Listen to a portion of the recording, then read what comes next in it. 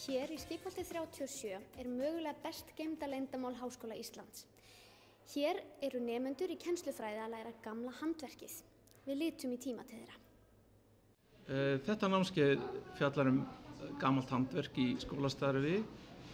Við erum að leita til fortíðarinnar að fyrirmyndum að viðfangsefnum og við erum að fara eftir tímaás.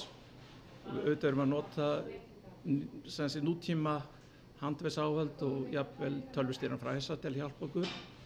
En fyrirmyndirnar að hönnuninni sótt til dæmis á söfn og einhverja gagnabanka, jafnvel á vefnum og sumir nemendur fara og kíkja í kistlana hjá ömmu og afa og kannski inn á elliheimili og fá hugmyndir. Og síðan hönnunin náttúrulega á forsendum nútímans, þannig að við erum að hlaupa eftir tímaási. Hversu lengi hefur þetta námskeið verið kennt?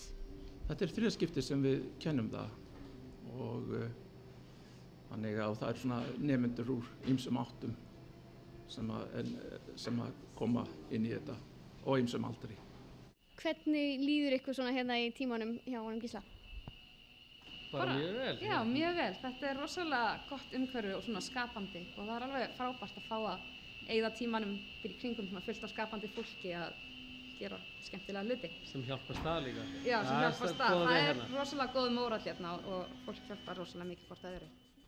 Nemendur eru að fást við tínu og traðaraskjugerð og svo horn og beinavinnu. Einnig eru nemendur að smíða leikföng og minjahluti. Gísli hefur mikinn áhuga á viðfangsefninu en hann hefur rannsakað uppeldismenntaða smíðakennslu og uppgötvað margt mjög áhugavert í kjölfarið.